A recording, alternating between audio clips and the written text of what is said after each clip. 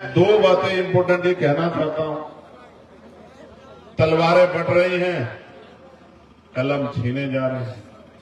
कलम पे बहरा है और तलवारों के धार लगाई जा रही है। मैं तलवारों की धार लगाने वालों को कहना चाहता हूं, संभल के रहो। अभी संविधान हाथ में है, संविधान के आधार पर लड़ाई लड़ी जा रही है। किस दिन अगर आपकी तलवारों का जवाब देने का मन बना लिया तो तलवारें चाकू से छूटी हो जाएंगी और पलायन करना पड़ेगा किसी दूसरे प्रदेश में। ये धार और ये हथियार और ये गुंडागर्दी और ये लाइसेंस हमने बहुत पुराने देखे हैं। उनके बच्चे हैं जिन्होंने 5-5 हजार साल की गुलामी को एक एक झटके से काट दिया।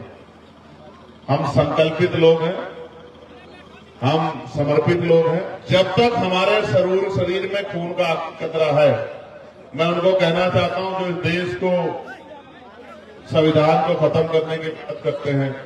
जब हम नहीं थे शंभू साहब, जब बाबा साहब रोते रोते चले गए, बाबा साहब ने कहा था कि मुझे मेरे जाने के बाद मरा हुआ मत समझना, जब तक संविधान जिंदा मैं जिंदा हूं।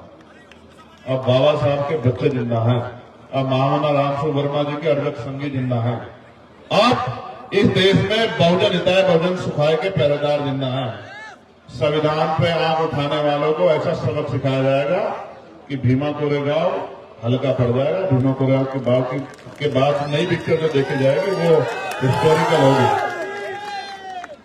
मैं संविधानवादी हूं, लेकिन बहुत जिम्मेदारी से कह रहा हूं, अगर संविधान पे आंच आई तो हर कीमत से गुजर सकते हैं, इस बात को आप याद रखना।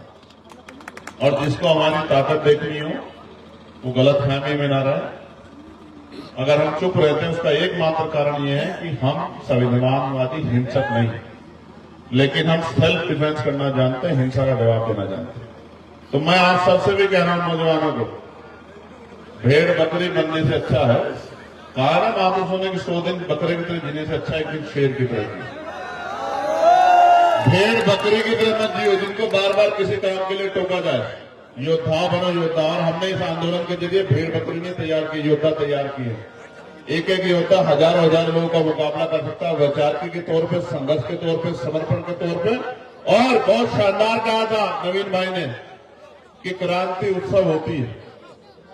संघर्ष में जो रो पड़ता है, संघर्ष में जो डर जाता है, वो कभी क्रांति नहीं कर सकता। जेल मुकदमे क्या है? जेल मुकदमे हम जेल मुकदमों से चल करके यहां तक आए और हमने गोली खाई। अब आज के वर्तमान राजनीति में हमारा जैसा व्यक्ति नहीं होगा जो गोली खा के और फिर से उतनी ताकत से मनोवाद का और तमाम तरह की गुंडागर्दी का उतनी ताकत से सामना कर रहा है, चाहे पार्लियामेंट हो या सड़क। मैं आपको भी कहता हूं बहादुर नौजवानों, हम नहीं आ पाते इधर। आपकी जिम्मेदारी बनती है कि घर से निकल के घर घर जाकर लोगों को तैयार करो। नारा अच्छा लगाते हो, छातियों पे अपने अपने इस पे सीने पे लिखवा दिए, हमारी फोटो बनवा दी, हम देखते हैं हम लोग आपके प्यार को समझते हैं। लेकिन हम भी कुछ करना अगर आपके लिए चाहते हैं, उसके लिए हमें आपकी मदद की जरूरत है। वो ज्ञान से बात आगे बढ़ेगी।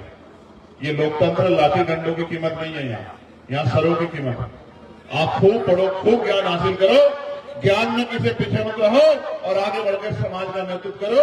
और कोई ऐसी फिक्र ना छोड़ो जहां से ये कहना पड़े कि हम किसी और पर निर्भर हैं। आत्मनिर्भर बनो, अपने आप को शक्तिशाली बनाओ, अपनी शक्ति बढ़ाओ और अपने बहुजन समाज में भाईचारा पैदा करो।